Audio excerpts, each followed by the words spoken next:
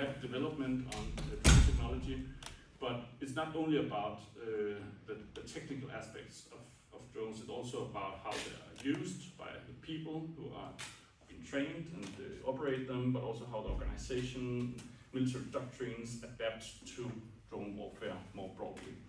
And so also some debates about what does that mean for the use of tanks and maneuvers and movement on the battlefield more generally, but I will get back to that. So I think, but what I also want to say that connected to the drone imaginary thing I was talking about, that there's also a strong drone hype. I think also Michael talked about that. This is very hyped technology.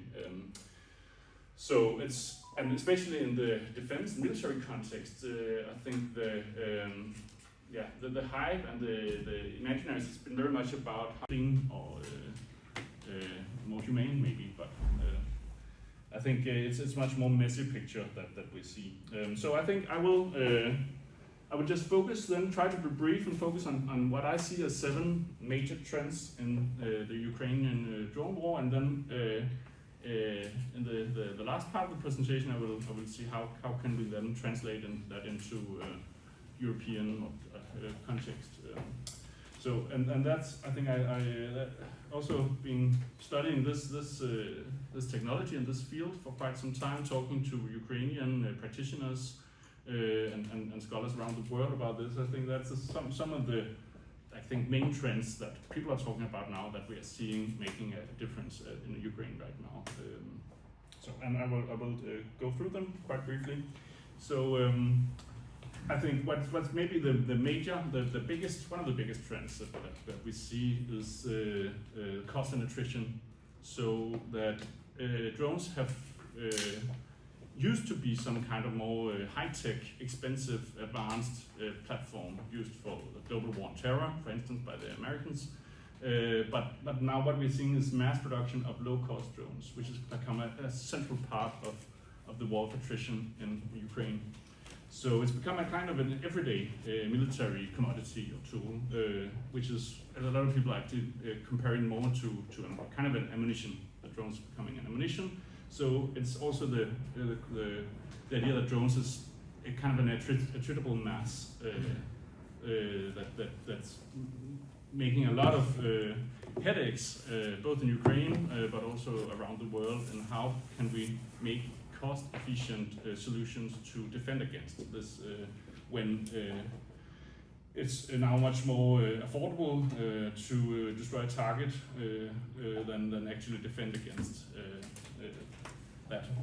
So shoot across states and authorities, and being trained also for what to do, what to decide. We can decide of, for example, utilizing a drone.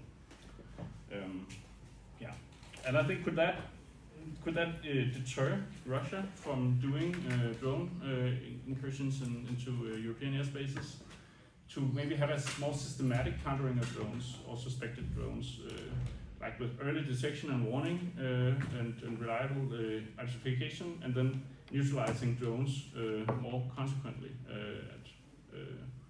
So that would make the cost higher for Russia to do such things, I would say. But it also increases mass complexity,